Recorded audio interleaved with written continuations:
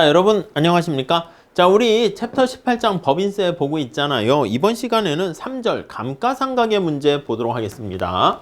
자, 법인세 중에서 제3절. 법인세는 총수입에서 비용을 뺀 걸 얘기하는 건데 그 비용 중에서 감가상각을 어떻게 처리할 것인가? 감가상각 처리의 문제, 요걸 한번 보도록 할게요. 감가상각이 뭐냐 하면 자본재가 마모되는 것을 얘기하죠. 자, 첫 번째 줄 보시면 법인세에서 인정하고 있는 감가상각이 진정한, 우리 경제적 이 말이 진정한 같은 말입니다. 진짜 경제적 감가상각과 일치할 때랑, 그렇게 되면 법인세가 경제적 이윤에 대한 과세처럼 될 수가 있어요. 그럼 앞서 살펴본 것처럼 경제적 이윤에 대한 과세라고 한다면, 그쵸? 그렇게 되면은 아무런 영향을 미치지 못하게 됩니다. 중립적이다 할 수가 있겠죠.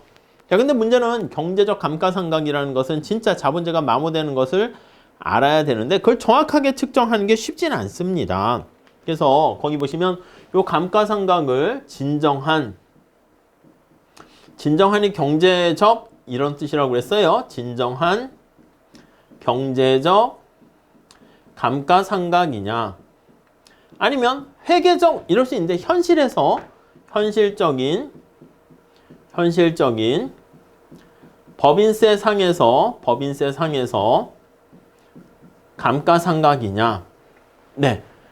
진정한 감가상각을 정확하게 측정할 수 있냐, 그 능력의 문제라고 볼 수 있겠죠. 자, 밑에서 두 번째 줄 보시면 단순한 기술적인 측면에 대한 지식뿐만 아니라 자본재 시장에 대한 정보, 물가 동향 등 여러 가지 지식이 필요하다 이렇게 나와 있습니다. 자, 아무튼 첫 번째 경제적 감가상각 먼저 살펴보도록 할게요. 그래서 경제적 감가상각 한번 살펴보면요.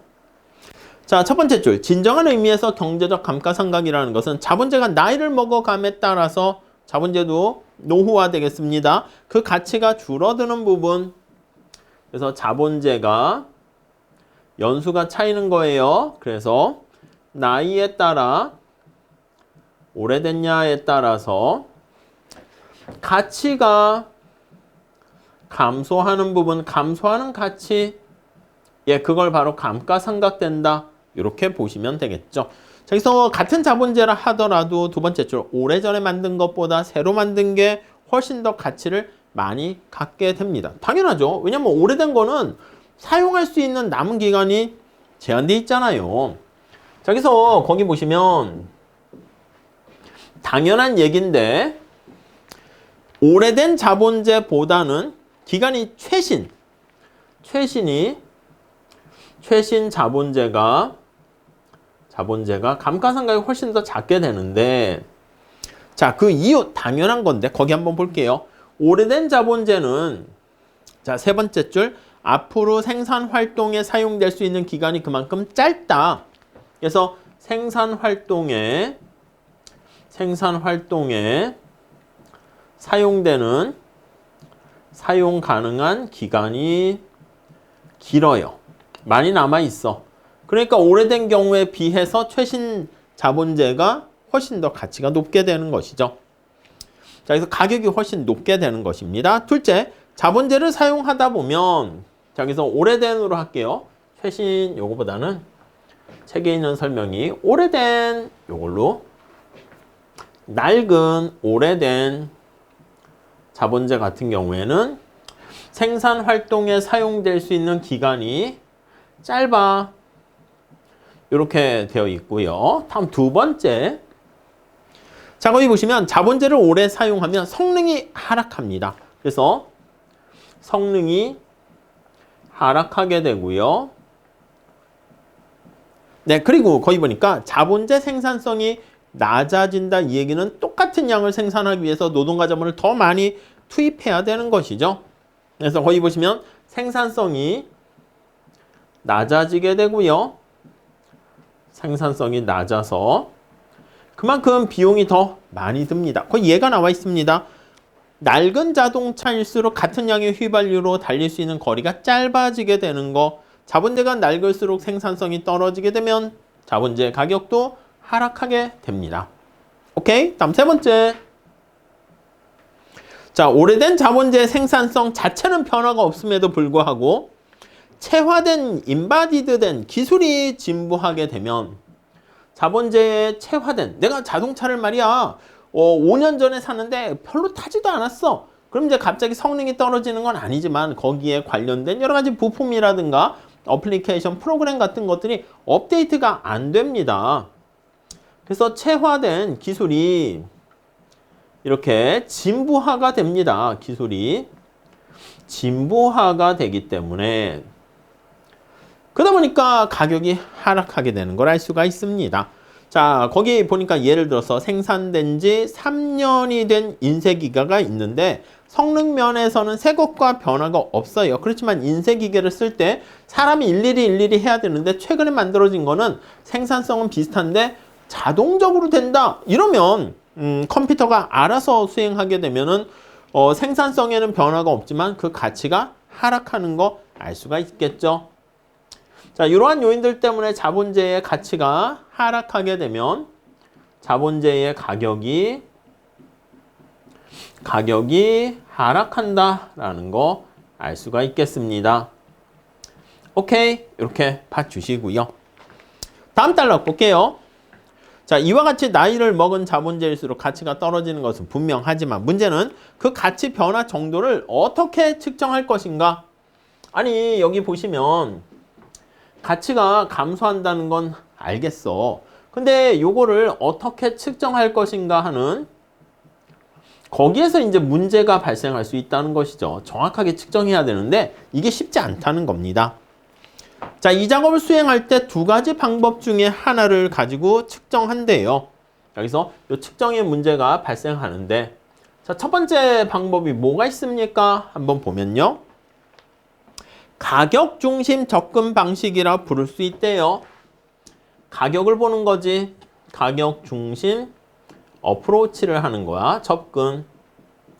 자, 이거는 내용에 잘 담겨 있어요. 이름에. 거기 보시면 시장에서 조사된 자본재 가격에 기초해서 감가상각을 산출합니다. 자, 연령이 오래된 자본재 같은 경우에 시장에서 가격이 어떻게 되는가 그걸 찾아내서요. 시간의 경과에 따라서 자본재 가격이 하락하는 속도를 재는 방식이고요. 다른 한 가지 방법은요. 이건 시장의 가격을 보고 하는 것이고 물리적인 과정 자체를 관찰해서 물리적인 측면에서 노후화되는 그런 걸 직접 보는 거야. 물리적인 과정 자체를 이용해서 접근을 한다. 이렇게 보시면 되겠습니다. 자, 그래서 밑에서 두 번째 줄 자본재 물리적 특성이 시간의 경과와 더불어서 어떻게 달라지는가 그런 두 가지 방법 이렇게 있는 거 볼 겁니다. 자, 우선 첫 번째 자, 앞에서 본 가격 중심 접근 방법 한번 볼게요. 가격 중심 접근법. 자, 밑에 그림이 나와 있는데 잘 보실 수가 있을 거예요. 자, 물가 상승이 전혀 일어나지 않고 그리고 진부화, 기술이 진부화되는 그런 측면도 일어나지 않고 시장의 조사를 통해서 자본재의 연령별 가격을 측정해서요. 자, 이름 잘 보시면 수평축이 나이야, 연령이야. 연령에 따라서 자, 수직축이 뭔가 보세요. 가격입니다. 자본재 가격이 어떻게 되는가? 요거를 조사를 하게 되는 것입니다. 그래서 연령 가격 곡선 이렇게 이름을 붙이는데 A에서 B 이런 식으로 표현을 하게 돼요. 자본재에 대한 그대로 붙이는 거야. 연령 가격 곡선 이렇게 이름을 붙이게 되고요. 자, 여기서 밑에 보니까 5년 되었을 때 그리고 6년 되었을 때 5년이었을 때 가격이 이렇게 있는데 1년 지났더니 가격이 이렇게 떨어졌다? 그러면 여기 나와 있는 것처럼 이만큼 가격이 하락했네. 이만큼이 바로 감가상각이 이루어졌네. 이렇게 볼 수 있다는 거죠. 1년 사이에. 오케이? 이해 가시죠? 자, 거기 뭐 A, 뭐 B 뭐 이렇게 해서 표현되고 있습니다. 자, 그런데 거기 보시면 두 번째 단락에 보시면 약간 예외가 있습니다. 무슨 예외가 있냐면 얼마나 감가상각이 이루어졌는가 그게 이제 다음 페이지 그림이 있는데 등비형 형태를 지니게 되면 직각삼곡선 생각하시면 돼요. 등비형의 어떤 형태가 되면 형이 형태니까 등비형 특성이라면 이렇게 할게요. 특성이면 여러분 등비형 특성이 되면 우리 가격 탄력성 할 때 원점에 대해서 직각삼곡선 같은 형태가 되면 탄력성이 언제나 1 물론 지수에 따라서 뭐 알파, K 일정한 값이 될 수 있지 않겠습니까? 그래서 거기 보시면 등비형 특성을 갖게 되면은 감가상각률이 탄력성 얘기하는 거와 어디서든 똑같게 나오는 독특한 결과가 발생한다 나와 있습니다. 자, 다시요. 자본재와 관련한 물가 상승 때문에 감가상각이 달라지는 거 뒤에 다시 볼 거예요. 밑에서 세 번째 줄 볼게요. 물가 상승도 없고 기술의 진부화도 일어나지 않는 특수한 경우라면 이렇게 각각의 연령에 따른 자본재 가격의 시장 조사를 통해서 감가상각을 우리가 계산을 할 수가 있게 됩니다. 근데 이제 현실에서는 물가 상승이 일어나는 것까지 감안하고 또 진부화되는 것까지 감안하고 그럼 좀 복잡하게 된다는 거 알 수가 있겠습니다. 자, 그래서 물가 상승이 발생하게 되면 왜요? 무슨 문제가 있는데요? 거기 한번 보시면 만약에 인플레이션이 발생했다고 할게요. 물가 상승이 일어났다 합시다. 자, 그러면 568페이지 첫 번째 줄 볼게요. 물가의 전반적인 상승과 그러면 중고 자본재 가격도 상승합니다. 중고 옛날에 자본재의 가격이 상승해요. 오케이? 여러분 자본재 가격은 우리 어떻게 나타낼 수가 있나요? 그치? 자본재 가격은 어떻게 나타내냐면 VMPK 이렇게 보시면 되겠습니다. 그러니까 이게 P 곱하기 MPK 자본재 한계 생산의 가치 이렇게 볼 수 있겠죠. 그러니까 P가 올라가게 되면 자본재 가격 자체도 이제 올라가는 문제가 발생합니다. 자, 이 효과가 끼어들게 되면 단순히 중고 자본재 가격이 1년 동안 얼마나 변했는가를 보고 감가상각 측정하는 게 문제가 발생할 수 있게 되죠. 거기 보시면 인플레이션을 덜어내는 작업까지 신경을 써야 됩니다.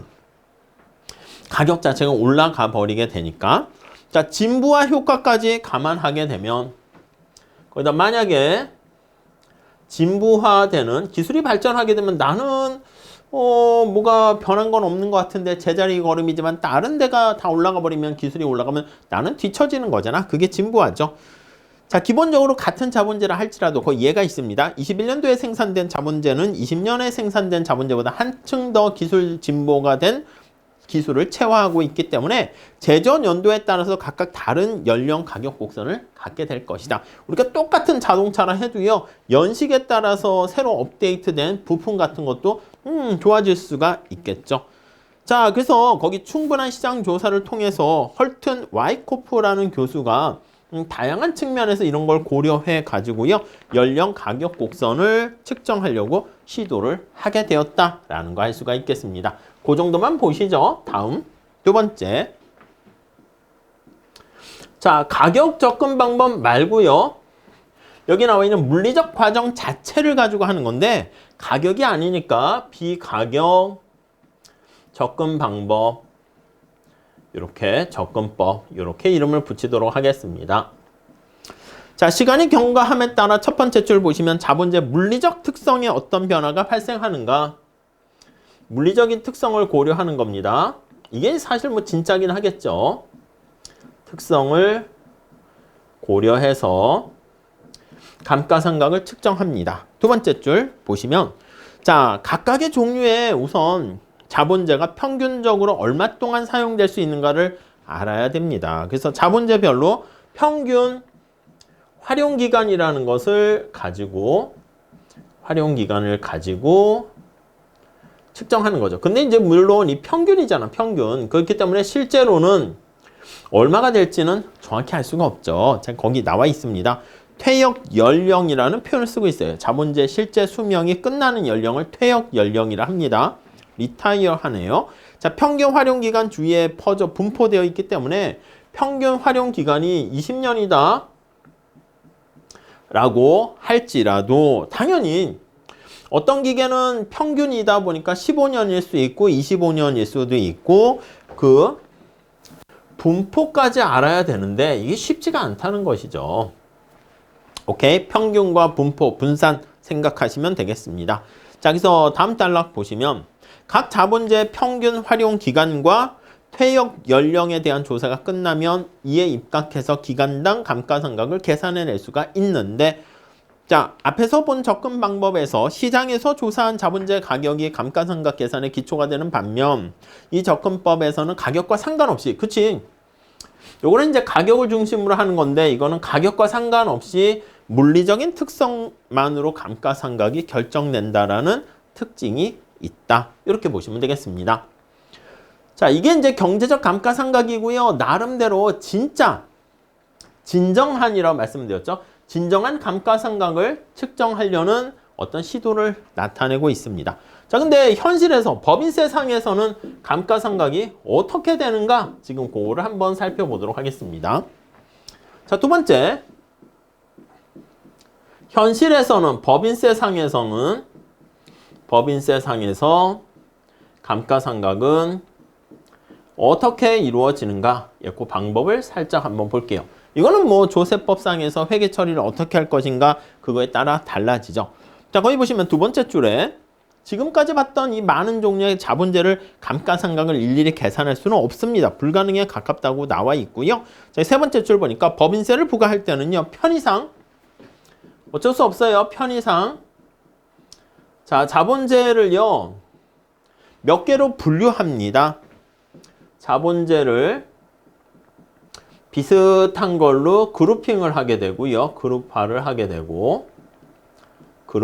된 다음에 자, 그 그룹의 정해진 규칙에 따라서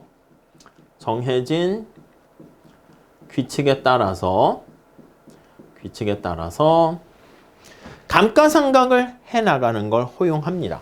그래서 이 정해진 규칙이 뭐 여러 가지 있겠지만 거기 N년의 내용기간을 가진 자본재다. 퇴역 연령이 N년이다. 그러면 1년에 감가상각이 구입 가격에 N분의 1씩 이렇게 하는 거야. 이렇게 일정하게 그걸 이제 정액법이라고 하는 것이죠. 정액법. 이런 방식으로 할 수도 있고요. 우리가 이제 원칙을 정하게 되는 것이죠. 자, 그렇게 되기 때문에 현실에서의 감가상각 비용을 계산하는 데 있어서 측정하는 데 있어서 진정한 경제적 감가상각과 차이가 날 수 있고요. 근데 이렇게 원칙을 정하긴 하는데 때로는 이 정해진 규칙 중에서 뭔가 혜택을 주기 위해서 정부가 정책적으로 뭔가 빠른 감가상각을 하기도 합니다. 그래서 거기 볼까요? 첫 번째 줄. 정부는 거기 보시면 일부러라는 말 있죠. 일부러 뭔가 투자를 촉진시키기 위해서 아니면 기업에게 혜택을 주려고 그런 방법을 사용하는 거예요. 경제적 감가상각과 차이가 나도록 만들기도 합니다. 그래서 일부러 거기 보시면 그래도 좋은 얘기는 투자를 촉진하기 위해서 촉진책이라고 할게요. 오케이? 자, 그래서 정상적인 속도보다 빠르게 감가상각한다는 것을 가속한다라는 표현을 써요. 가속 감가상각제도, 가속상각제도 이렇게 표현합니다. 오케이? 가속상각제도를 사용하게 되고요. 이런 가속상각제도를 사용하게 되면 기업에게 어떤 영향을 미친다? 이게 지금 투자를 촉진하기 위한 거니까 투자가 촉진되는 효과가 있다. 이렇게 보시면 되겠습니다. 자, 다음 줄 거의 가속상각 다음 줄 보시면 감가상각이 된 부분은 비용으로 공제돼서 법인세 부담을 줄이는 역할을 한다. 어떻게 투자를 촉진합니까 하면 가속상각하게 되면요. 거기 나와 있는 것처럼 감가상각 된 만큼은 비용 공제를 해주는 거야. 그렇기 때문에 법인세 부담이 감소됩니다. 줄어들게 됩니다. 이해 가시겠어요? 예, 그거를 밑에 표로 잘 설명하고 있으니까 표를 보면서 정리를 한번 해보도록 하겠습니다. 자, 가속상각의 법인세 효과가 나와 있는데 거기 보니까 예를 들어 있는 거 한번 볼게요.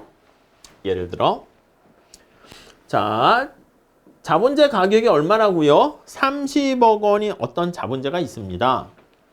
30억짜리의 자본재가 있는데 자, 내용 연수가 5년이라고 합시다. 원래는. 근데 법인세상에서 그러면 이렇게 정액법으로 하면 5년이니까 6억씩 감가상각된다 이렇게 보시면 돼요. 그래서 21년 첫 해, 두 번째, 세 번째, 네 번째, 다섯 번째 이렇게까지 되면은 여기까지. 자, 그럼 거기 나와 있는 것처럼 정상적인 감가상각을 해줬을 때 감가상각이 6억, 6억, 6억, 6억, 6억 이렇게 되는 겁니다. 근데 거기 보시면 여러분 지금의 현재 6억 감가상각 해주는 게 1년 후랑 같은 6억이 아니지 않습니까? 그래서 할인을 해줘야 돼. 미래 발생하는 이러한 감가상각 6억들은요 전부 다 디스카운트를 해야 됩니다. 자, 이거 할인해 줄 때 거기 보시면 자, 문제에서는 할인율을 10% 이렇게 되어 있어요. 자, 그러니까 거기다가 0.1 플러스 요거 비용 편익 분석 아시죠? 요거 해서 1 플러스 R, I라고 할게요. 이자율을 I 이렇게, 그리고 N년이다 라고 하면 N승 이렇게요. 5년이면 5 이렇게 할인하면 되겠죠. 자, 그래서 이렇게 할인을 한 만큼 감가상각 비용 처리를 해주고 있습니다. 자, 근데 법인세 부담은요, 거기 보시면 법인세율이 20%라고 할게요. 그래서 할인율은 10% 0.1이고 세율은 0.2 20%라 할게. 그럼 6억이 20%니까요. 거기 보시면 표로 잘 정리됐습니다. 법인세 부담의 감소가 1억 2천이야 매년. 그래서 밑에 총 합계 더하면 6억 이렇게 되겠죠. 자, 근데 부담 감소의 현재 가치 보시면 자, 법인세 부담 감소에 따른 현재 가치 뭐냐면 비용 처리해 주는 거니까.